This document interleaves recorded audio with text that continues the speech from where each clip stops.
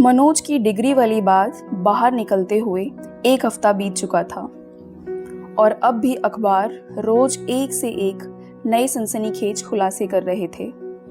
Manoj office से निकलकर उस दिन काफी हल्का महसूस कर रहा था। उसने कार में बैठकर कॉल लगाया। उस तरफ से एक औरत की आवाज आई, कितने बजे तक आ जाओगे? चल दिया है, फ्लाइट लेकर घर तक पहुंचने तक 5 घंटे लगने चाहिए। 2 सेकंड तक न मनोज ने कुछ कहा और ना ही उधर से कोई आवाज आई। क्या खाओगे? कुछ भी नहीं। ठीक है, फिर बाद में बोल देना। उस आवाज ने कहा, अच्छा, एक छोटा सा काम करना होगा। देर हो जाती इसलिए मैं कपड़े नहीं ले पाया। मेरे कपड़े अभी पड़े हैं वहां, तो बांट दिए। मैं देखती हूँ, नए ले लेती हूँ। साइज याद है? टीवी पर देखा अभी तुमको। साइज बदला नहीं है तुम्हारा। मनोज ने गजल को थोड़ा तेज किया। कुछ ही देर में वह एयरपोर्ट पर था। फ्लाइट में बैठते ही उसे नींद आ गई। एयर होस्टेस उसे उठाने आई। सर गोवा आ गया। मनोज झटके से उठा। उसने घड़ी में देखा, शाम के 5:30 बज रहे थे। फ्लाइट से बाहर सूरज डूबने की तैयारी में था। साशा को क्लास में गहरी नींद आ रही थी।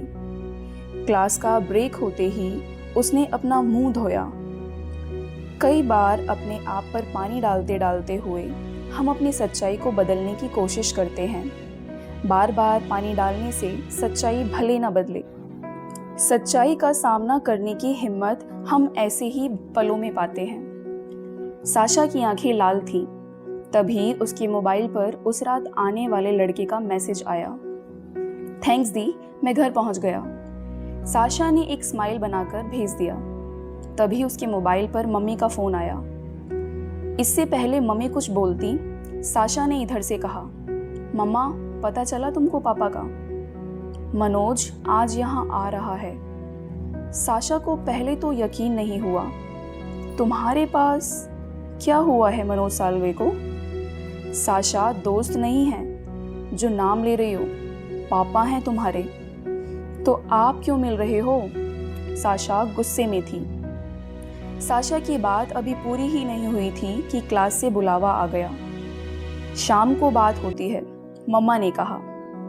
मुझे नहीं करनी बात, साशा ने जवाब दिया। कॉलेज में गेस्ट लेक्चर था जिसको अटेंड करना कंपलसरी था।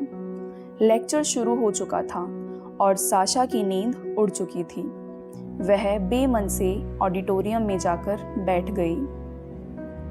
कुछ सूखे पत्ते, कुछ किताबें, थोड़ा सी धूप, चुटकी भर रात, अंजुली भर पहाड़ और घर के पीछे तालाब भर समंदर। दुनिया को अगर किसी लड़की ने बनाया होता तो उसमें बस इतनी सी चीजें होती। प्रिया ने अपनी नई दुनिया इन्हीं छोटी मोटी चीजों से बनाई थी। गोवा की छोटे से लेकिन सुंदर घर में प्रिया चाय बना रही थी। इस घर से समंदर दिखता था।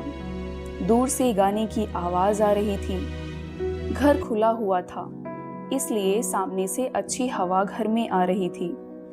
इस घर को प्रिया और मनोज ने खरीदा था कि रिटायर्ड होने के बाद वे यहाँ आकर रह सके। मनोज ने अपने रिटायरमेंट के हिसाब से अलग अलग जगहों पर कई घर खरीदकर रख छोड़े थे। एक आध घर ऐसा भी था जिनको खरीदने के बाद वो कभी भी दोबारा कभी वहाँ गया ही नहीं। हर चीज का फैसला एक चुटकी में कर लेने वाला मनोज ये तय नहीं कर पाया कि उसे पहाड़ में रहना है या समंदर के पास। गोवा वाला घर उसने बहुत मन से लिया था। उसको कभी ये नहीं लगा था कि वह प्रिया कभी अलग भी होंगे। तलाक सुनते ही लगता है कि एक लंबी लड़ाई के बाद ही 2 लोग अलग होते होंगे, जबकि प्रिया और मनोज में कभी ऐसी कोई लड़ाई ही नहीं हुई थी। बस उनके बीच बात खत्म हो गई थी। ना ही मनोज का कोई अफेयर था, ना ही प्रिया का। मनोज ने अपने आप को इतना बिजी कर लिया था कि उसके पास प्रिया के लिए समय बचा ही नहीं था। जो लोग जीरो से भी थोड़ा सा पीछे से शुरू करते हैं वे कभी जान नहीं पाते कि जीरो से जिंदगी जो दूसरी तरफ होगी वहां आगे तक कितना जाना है। क्योंकि कहीं ना कहीं एक डर काम करता रहता है कि जिंदगी दोबारा जीरो के बाईं तरफ लाकर ना पटक दे। फिर पता नहीं चलता कि एक दिन जीरो के भीतर अपने ही लोग खो जाते हैं। मनोज के अंदर अकाउंट में दाईं तरफ के इतने जीरो थे कि प्रिया और साशा दोनों ही उसमें गुम हो चुके थे। प्रिया के लिए अकेले रहने का फैसला आसान नहीं था। वह जो कभी घर में अकेले नहीं रहती थी अब इस घर में अकेले रह रही थी। शुरू में रात में हल्की सी आवाज से भी उसको दिक्कत होती थी, लेकिन धीरे धीरे उसे इसकी आदत पड़ गई थी। मनोज ने कभी सोचा नहीं था कि अपने काम के चक्कर में सालों से उसने अपने घर वालों से बात ही नहीं की। जब वे एक दिन पास नहीं होंगे तो लाइफ कैसी होगी। मनोज प्रिया से दूर भले हो गया था, लेकिन अब भी उसके मन में ये बात थी कि प्रिया कभी दूसरी शादी ना करे। मनोज ठीक वैसे ही आया था जैसे प्रिया से पहली बार मिला था, खाली हाथ। घर में एक कमरा था, उसके लिए तैयार था। प्रिया हिचकिचाहट के साथ आगे बढ़ी। मनोज हिचकिचाहट के साथ हल्का सा पीछे हुआ। एक सेकंड के बाद मनोज हिचकिचाहट के साथ आगे बढ़ा। प्रिया हिचकिचाहट के साथ हल्का सा पीछे हुई। दोनों की हिचकिचाहट ने आपस में बात की और उंगलियां पकड़कर समंदर किनारे रेत पर मिटने के लिए चली गईं। अब कमरे में मनोज और प्रिया थे। दोनों ने आगे बढ़कर एक दूसरे को गले लगाया। प्रिया से मनोज को वही महक आई जो महक उसके घर में हुआ करती थी। प्रिया के गले लगते ही उसे लगा कि वह घर आ गया है। एक दो लोग ऐसे होने चाहिए जिनको गले लगाकर हम घर पहुंच जाएं या घर की याद आना बंद हो जाए। मनोज की पलकों पर पिछले कुछ सालों की थकावट आकर बैठ गई। उसका आंख खोलने का मन नहीं कर रहा था। पल को सोखने का एक ही तरीका होता है कि हम आंखें बंद कर लें। सबसे आत्मीय क्षणों में आंखें इसलिए बंद हो जाती हैं क्योंकि समय को रोकने का कोई और तरीका अभी हम खोज नहीं पाए हैं। इस रेलम पेल भागम भाग में कुछ लोग घर जैसे होते हैं और कुछ ही लोगों से घर होता है। हमारे कितने घर बिखर गए इसका कोई हिसाब किताब कभी नहीं होगा। ना बना हुआ घर एक बोझ बनकर कभी हमारा पीछा नहीं छोड़ेगा। प्रिया ने चाय रखी। मनोज पूरे घर को देखने लगा। इस घर को देखने में एक टूटा हुआ घर भी था। एक घर वो भी था जो अपना हो सकता था। तलाक के बाद से यह घर प्रिया के नाम था। वो यहाँ लोकल कपड़ों के ब्रांड के साथ काम करती थी, तो एक कमरे में उसके कपड़ों के तमाम डिजाइन लगे हुए थे। कैसी है चाय? प्रिया ने पूछा। चाय में वो स्वाद नहीं था जो मनोज ढूंढ रहा था। मनोज उठा और किचन में जाकर खुद चाय बनाने लगा। सुबह की पहली चाय हमेशा मनोज बनाता था। उसकी आदत थी सुबह उठकर चाय बनाकर टेनिस खेलने जाने की। प्रिया को उसके हाथ की चाय बहुत पसंद थी। मनोज को किचन में सामान ढूंढने में दिक्कत नहीं हुई। किचन में सामान ठीक वैसे ही रखा था जैसे दिल्ली वाले घर में था। सब बदलकर भी इतना नहीं बदला था। मनोज ने चाय लाकर रखी। प्रिया को वही स्वाद आया, भूला हुआ स्वाद। जब कई दिनों बाद आता है तो साथ में बीते हुए दिन भी साथ ले आता है। कैसे हो? ठीक। इतनी सी बात में चाय खत्म हो गई। तुम्हारे लिए कपड़े ले आई थी। फिर एक बार बात खत्म हो गई। यहाँ क्यों आए हो? नहीं आना चाहिए था। मेरा वो मतलब नहीं था। प्रिया ने मनोज की ओर देखते हुए कहा। ये डिग्री वाली बात तुमने कभी मुझे भी नहीं बताई। प्रिया ने अगला सवाल किया। एक साथ 3 सवाल। इतने सवाल तो मुझसे जज भी नहीं पूछता। मनोज ने हल्की मुस्कुराहट के साथ कहा। ठीक है, मत बताओ, प्रिया ने थोड़ा सा खिंचते हुए कहा। मनोज ने बात बदलते हुए कहा, मैं दोबारा कॉलेज जा रहा हूँ। पता है साशा बहुत अपसेट है। इसमें अपसेट होने वाली बात क्या है? प्रिया ने अपने आप को सोफे में पीछे धकेला। तुम्हें इसमें अपसेट होने वाली कोई बात नहीं लगती? मनोज, तुम्हारी प्रॉब्लम यही है कि तुम अपने आगे किसी का नहीं सोचते, अपनी बच्ची का भी नहीं। मनोज लड़ाई के मूड में नहीं था। वह कोर्ट में इतनी बहस कर चुका था कि कम से कम घर में उसे कोई भी बहस कभी पसंद नहीं थी। मेरे जाने से क्या होगा? साशा परेशान होगी। तुम अपनी बच्ची को परेशान कैसे कर सकते हो? अब बच्ची नहीं है वो।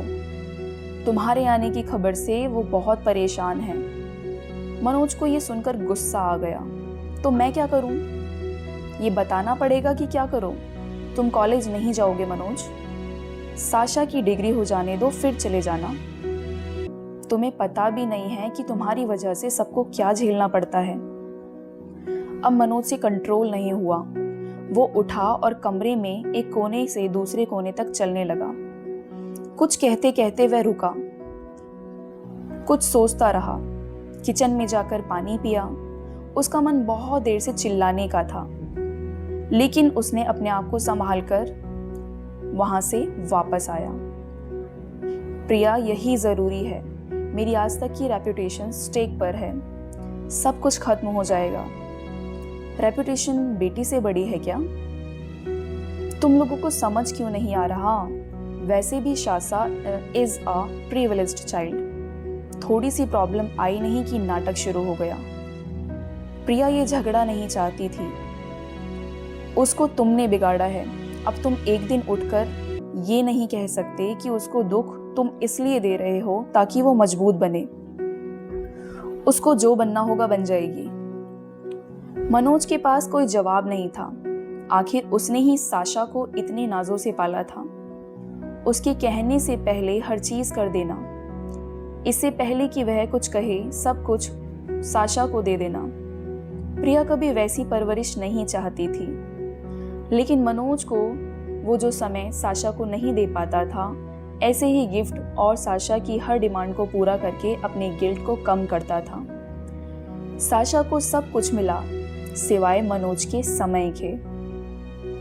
साशा को कभी प्रिया और मनोज के अलग होने की वजह समझ नहीं आई। वह बस इस बात से गुस्सा था कि उसके दिमाग में जो एक परफेक्ट फैमिली इमेज थी वो टूट गई। इसलिए मनोज को कभी माफ नहीं कर पाई। तुम कॉलेज नहीं जाओगे मनोज। अचानक प्रिया ने अपना फैसला सुना दिया। मनोज ने कोई जवाब नहीं दिया। मैंने साशा को प्रॉमिस किया है कि पापा नहीं आएंगे। प्रिया ने नहीं पर जोर डालते हुए कह दिया। तुम उसको कमजोर बना रही हो। अच्छा, एक दिन में मजबूत बना दोगे उसको? तुम अपने आगे कभी किसी का सोचोगे या नहीं? मनोज चुप था। उसने जेब से वही कागज निकाला जो उसने गजेंद्र के घर पर बैठकर लिखा था। इसी बीच साशा का फोन आया। फोन बीच टेबल पर रखा था। मनोज ने प्रिया को स्पीकर पर बात करने के लिए कहा। प्रिया को फोन लेकर अंदर आना था। वो अंदर चली गई। अंदर कमरे से प्रिया की आवाज आई, मैंने समझा तो दिया है। इसके बाद मनोज कुछ नहीं सुन पाया। कुछ देर बाद जब प्रिया लौटी तो उसके चेहरे पर शिकन थी। साशा ने कहा कि तुम कॉलेज गए तो वो कॉलेज छोड़ देगी। मनोज ने खिंचकर कहा, उसको बोलो कि मैं कॉलेज जा रहा हूं। उसको छोड़ना है तो वो छोड़ दे। मनोज के चेहरे पर कोई शिकन नहीं थी। ये ठीक वही चेहरा था जो कोर्ट के केस जीतने से पहले होता था। मनोज कमरे से उठा और सामने दिख रहे समंदर की ओर निकल गया। मनोज समंदर के पास बहुत दूर तक टहलने निकल गया। कुछ दूर आगे बढ़ने पर गजल की धीमी आवाज आ रही थी। मनोज उस गाने के सहारे आगे बढ़ता गया। गोवा में गजल सुनाई पड़े ऐसा बहुत कम होता था। आगे चलते हुए एकदम से उसकी नजर पीछे गई तो देखा प्रिया भी आ रही थी। वो प्रिया के लिए रुका। उसने प्रिया के लिए हाथ बढ़ाया। बढ़ा हुआ हाथ प्रिया ने नहीं थामा। ये आवाज कहाँ से आ रही है? चलो ले चलती हूँ। कुछ दूर चुपचाप चलने के बाद एक छोटी सी गली के भीतर जाकर एक कैफे आया। ये बहुत ही छोटा सा कैफे था। मुश्किल से छोटी मोटी 4 टेबल होंगी। वहीं पर गाना चल रहा था। 1-2 विदेशी बैठे थे। कैफे की मालकिन एक फ्रांस की बूढ़ी औरत थी जो हिप्पी मूवमेंट के समय इंडिया आई थी और फिर यहीं की होकर रह गई। प्रिया अक्सर यहाँ आती थी। प्रिया को देखते ही उसने आगे बढ़कर उसे गले लगाया। उसने मनोज की ओर देखा और मुस्कुराते हुए बोली, नमस्ते जी। मनोज विदेशी औरतों के मुंह से हिंदी शब्द सुनकर थोड़ा चौंका। I am Stephanie. Hello, I am Manoj. Manoj नाम सुनते ही स्टेफनी थोड़ा सा चौंकी।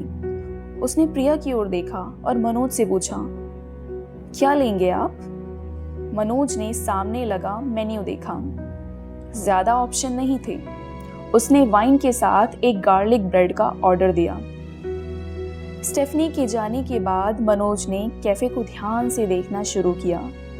सामने दीवार पर दुनिया भर की तस्वीरें लगी थी।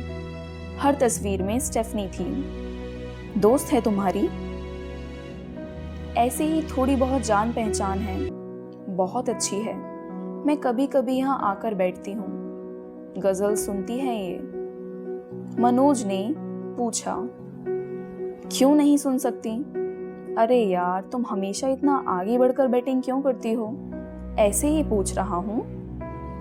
हाँ, 50 साल से तो यही हैं, तो इंडियन ही हो गई हैं। जो जहाँ लंबा रह जाता वहीं का होकर रह जाता है। तुम गोवा वाली हो गई हो।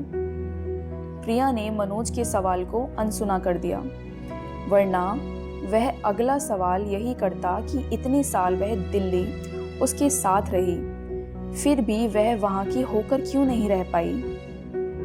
मनोज एक बार फिर से कैफे को ध्यान से देखने लगा। वह बिल्कुल भी लड़ने के मूड में नहीं था। उसे ये भी नहीं पता था कि वह गोवा क्यों आया था। जब से प्रिया गई थी उसको कोई भी जगह घर जैसी नहीं लगती थी। ये बात मनोज प्रिया को बताना चाहता था, लेकिन बता नहीं रहा था। वे जब अलग हुए थे तो मनोज ने यह शर्त रखी थी कि प्रिया उसे कभी घर आने से मना नहीं करेगी। घर कैसा है? प्रिया ने मनोज की आंखों में देखते हुए सवाल किया। मनोज इस सवाल से हड़बड़ा गया। प्रिया अब भी मनोज की तरफ देखे जा रही थी। सब कुछ वैसा ही है जैसा तुम छोड़कर गई थी। मनोज ने जैसे ही जवाब दिया, प्रिया बहुत जोर से हंसी। हंस क्यों रही हो? प्रिया ने हंसी रोकते हुए कहा, लाइफ में सब कुछ गुलजार की फिल्मों जैसा नहीं होता मनोज। मनोज ने सुनकर हंस दिया। प्रिया मनोज को हंसता देखकर हंसी। स्टेफनी ऑर्डर लेकर आ चुकी थी। वह भी अपना कोल्ड ड्रिंक लेकर आई और साथ बैठ गई। बैठने के बाद उसने मनोज से पूछा, मैं बैठ सकती हूँ ना? मनोज ने वाइन का गिलास उठाकर चीयर्स करते हुए कहा, आपका कैफे है, आप चाहे जहां बैठ सकती हैं। स्टेफनी मुस्कुराई। प्रिया को भी अच्छा लगा कि मनोज ने हमेशा की तरह कुछ उल्टा सीधा नहीं कहा। कुछ ही देर में मनोज और स्टेफनी की ऐसी बातें होने लगी जैसे कि पता नहीं कितने पुराने दोस्त हों। मनोज कोई मजाक करता तो स्टेफनी और प्रिया बहुत जोर से हंसते। स्टेफनी कुछ बोलती तो मनोज गला फाड़कर हंसता। वो दिल्ली में ऐसे आखिरी बार कब हंसा था उसे याद ही नहीं था। साथ गला फाड़ के हंसने वाले दोस्त सभी को याद आते हैं। हम जितना अपने आप को कंट्रोल करते जाते हैं उतनी ही खुशी दूर होती चली जाती है। खुशी इतनी ही आसान सी कोई चीज थी, लेकिन वो ऐसे खो जाती है जैसे एक समय के बाद बिस्तर से नींद। सब कुछ वैसा ही दिखता, जैसा, लेकिन भीतर भीतर सब कुछ बदल जाता है। 2 घंटे के बाद वे कैफे से चलने वाले थे। प्रिया वॉशरूम गई हुई थी तो स्टेफनी ने मनोज से धीरे से कहा, प्रिया इतनी अच्छी है, तुम इडियट हो मनोज। मनोज को उम्मीद नहीं थी।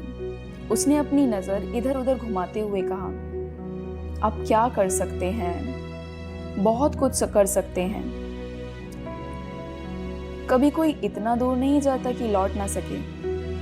स्टेफनी ने अभी इतना ही कहा था कि प्रिया वहां आ गई। स्टेफनी की आखिरी बात कुछ देर तक मनोज के कान में गूंजती रही। स्टेफनी ने दोनों को चलने से पहले गले लगाया। समंदर के रास्ते से लौटते हुए मनोज और प्रिया बहुत धीमे धीमे चल रहे थे। लहरें धीरे धीरे उनकी तरफ आकर लौट रही थीं। आसपास से पार्टी के गाने की आवाज भी हल्की हल्की आ रही थी। समंदर की महक कुछ बदली हुई थी। उसमें एक नयापन था, जैसे कल सुबह के लिए अपने आप को तैयार कर रहा हो। मनोज ने अपना हाथ प्रिया की तरफ बढ़ा दिया। प्रिया ने मनोज के हाथ को थाम लिया। कुछ देर दोनों हाथ साथ में चल रहे थे। वो मनोज और प्रिया के उन हिस्सों को वापस अपने साथ खींचते रहे जो बार बार छूटते जा रहे थे। कोई बात नहीं हो रही थी, किसी बात की जरूरत नहीं थी। स्टेफनी क्या सही है? मनोज ने कुछ देर चलने के बाद कहा। प्रिया ने हामी में सिर हिलाया। रास्ता कम हो रहा था। जिस उम्र में मनोज और प्रिया थे, उस उम्र में प्यार इतना बूढ़ा हो चुका होता है कि कोई भी ऐसी चीज जो उसको पुराने समय की याद दिलाती है, वो रात में आने वाले आड़े तिरछे सपने जैसी लगती है। हाथ साथ में थे और अब ज्यादा पास आ चुके थे। हाथ रुका, मनोज रुका, फिर प्रिया रुकी। हाथ आगे बढ़कर प्रिया के गाल पर गया। मनोज आगे बढ़कर प्रिया के कान पर गया। मनोज एक एक शब्द को बोलने के लिए बाद में रुक रहा था। मैं तुम्हें और साशा को पहले ही बहुत परेशान कर चुका हूँ। मेरी वजह से उसको कोई परेशानी नहीं होगी। I promise and I mean it। प्रिया ने मनोज की आंखों में उस वकील को नहीं देखा जो देश में सबसे अच्छी बातें बनाता है, जो झूठ को सच और सच को झूठ मिनटों में कर सकता है। प्रिया को मनोज में बहुत सालों बाद वो लड़का दिखा जिस पर भरोसा करने का मन करता है। बच्चे 2 मिनट में बड़ी से बड़ी बातें भूल जाते हैं और छोटी से छोटी बात हमेशा याद रखते हैं। मनोज की बातें सुनकर प्रिया को बच्ची होने का मन किया कि बस वह मनोज के चेहरे से धूल झाड़े और उसको गले लगाकर बोले, कोई बात नहीं। इससे पहले कि प्रिया कुछ बोलती, मनोज ने अपना सिर उसके कंधे पर रख दिया। प्रिया को कंधे पर गीला महसूस हुआ। उसने मनोज के सिर पर हाथ रखा और कहा, कोई बात नहीं। मनोज सुनकर हल्का सा हो गया। प्रिया बोलकर हल्की सी हो गई। समंदर की छुट्टी का समय हो गया था। उसका उस दिन का काम खत्म हो गया था। उसका पानी पीछे की ओर लौटने लगा। कुछ कंधे घर जैसे होते हैं, वहां बार बार लौटने का मन करता है। बरसों बाद वहां लौटने पर पता लगता है कि हम पूरी दुनिया भटक ही क्यों रहे थे। मनोज अपने पुराने घर लौट चुका था। प्रिया ने उसका सिर नहीं हटाया। गजेंद्र ने जब से नौकरी ज्वाइन की थी, उसकी छुट्टी के दिन उंगलियों पर गिने जा सकते थे। सुबह सबसे पहले ऑफिस पहुंचना उसको पसंद था। सुबह चाय के साथ अखबार पढ़ते हुए वह अपनी छोटी सी नोटबुक में नीले पेन से दिन भर के सारे काम लिख लिया करता और जैसे जैसे काम निपटता जाता उसको लाल पेन से काटता जाता। शाम तक वो पन्ना इतना भर चुका होता कि उसे केवल गजेंद्र पढ़ सकता था। आज सब कुछ वैसे ही था। अखबार के साथ उसने चाय पी और आदतन अपनी नोटबुक खोली। कई साल बाद पूरा का पूरा पन्ना कोरा था। रोज के जैसे अपना मोबाइल चेक किया। कहीं कोई आग नहीं लगी थी। वह उस भागदौड़ से बाहर था। उसके बैच के एक दो लोगों ने उसको दोबारा कॉलेज जाने की शुभकामनाएं दी। उसके साथ के कुछ लोग खुश थे कि एक जगह खाली हुई।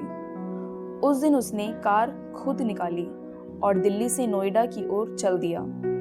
उसने अपनी कार एक स्कूल के बाहर लगाई और कार में बैठे बैठे ही बच्चों की छुट्टी का इंतजार करने लगा। स्कूल से छूटकर निकल रहे बच्चे अपने घर वालों से मिलते हुए इतने खुश लगते हैं कि जैसे कुछ घंटे बाद नहीं, कुछ सालों बाद मिल रहे हों।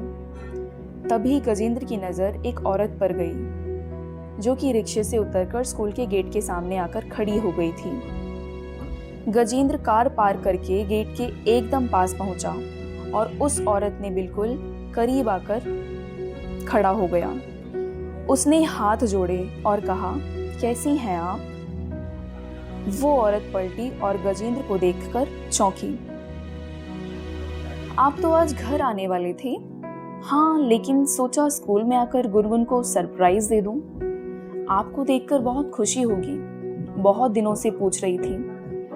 गजेंद्र और वो औरत दोनों निकलते हुए बच्चों में गुनगुन को खोजने लगे। सड़क पर एकदम से गाड़ियों की आवाजें बढ़ गई थीं। बच्चों का शोर और खुशी बढ़ती जा रही थी। गुनगुन ने जैसे ही गजेंद्र को गेट पर देखा, वह अपनी सहेली को छोड़कर भागते हुए गेट के बाहर आई और उसे चिपक गई।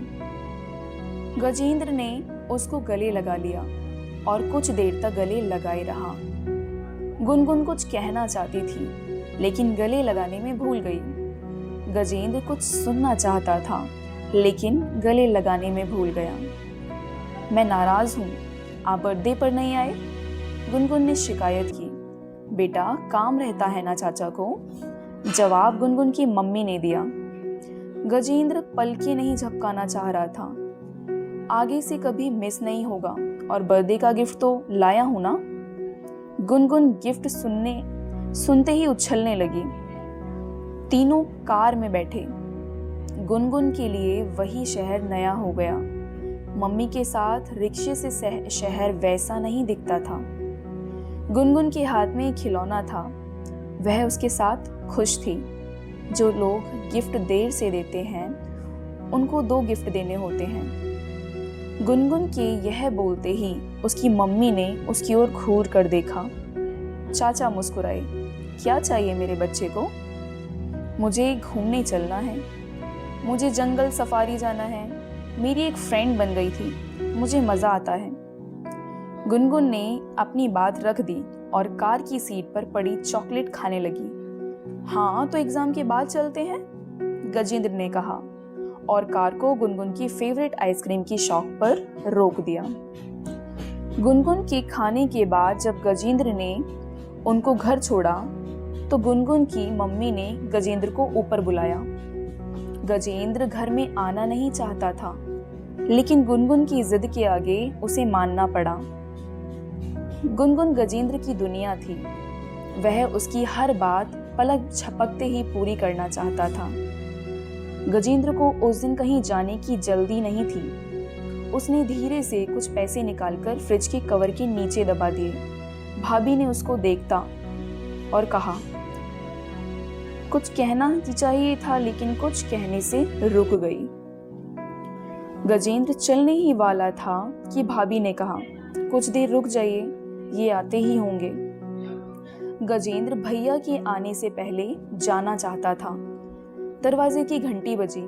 शाम के 6 बजे नशे में धुत एक आदमी घर में घुसा और गजेंद्र को सामने देखते ही गुस्से से आग बबूला हो गया। तू छोड़ दे मेरी बीवी बच्चों को। उस आदमी यानी कि गजेंद्र के 5 मिनट बड़े जुड़वा भाई शैलेंद्र ने गुस्से में टेबल पर लात मारी और सोफे पर बैठ गया। गजेंद्र ने अपने भाई को कॉलर से पकड़ा और कहा, मना किया है ना, बकवास मत किया कर। गुनगुन अंदर थी। गजेंद्र को कॉलर पकड़ने का दुख हुआ। घर में बस गुनगुन के खेलने की आवाज आ रही थी। शैलेंद्र इतने नशे में था कि कुछ बोल नहीं पा रहा था। गजेंद्र उठकर कमरे से निकल गया। एक अच्छा जा रहा दिन अच्छा होते होते रह गया। गजेंद्र ने पलटकर नहीं देखा। घर से शैलेंद्र के चिल्लाने की आवाज आ रही थी। गुनगुन ने खेलने की आवाज अब रोक दी थी, या कहें कि बंद हो चुकी थी। प्रिया मनोज की कॉलेज के लिए सामान खरीद रही थी। मनोज आखिरी बार अब मार्केट गया था। उसको याद नहीं था कि वो कब गया। अखबार में अब नई सुर्खियां आ चुकी थीं। मनोज वाली खबर धीरे धीरे बासी हो रही थी। गजेंद्र के जाने के बाद शैलेंद्र गुनगुन को गले लगाकर बैठा रहा। गुनगुन कभी समझ नहीं पाती थी कि उसके पापा को हो क्या जाता है। वह उनको इतना प्यार करते हैं, लेकिन चाचा को देखकर इतना नाराज क्यों हो जाते हैं। गुनगुन की माँ ने फ्रिज के नीचे से पैसे निकालकर अपने पास संभाल कर रख लिए थे। गजेंद्र अपने घर पहुंचकर अलमारी से अपना सामान बैग में भरने लगा। साशा उस दिन कॉलेज के बाहर बैडमिंटन खेलने के लिए गई। वह तब तक खेलती रही जब तक पसीने से नहीं नहा ली। इतनी थक गई थी कि उससे पता ही नहीं चल रहा था। वह थककर हल्का महसूस कर रही थी। मीता पटनायक अपने घर के बिखरे हुए सामान को समेटते हुए बिना बात के मुस्कुरा रही थी। उसने गानों की प्लेलिस्ट बहुत दिनों बाद बदली थी। प्रिया मनोज के जाने के बाद अपने घर में एक पुरानी खुशबू ढूंढ रही थी। मनोज के कुछ कपड़े गोवा में ही छूट गए थे। आगे की कहानी सुनेंगे अगले भाग में।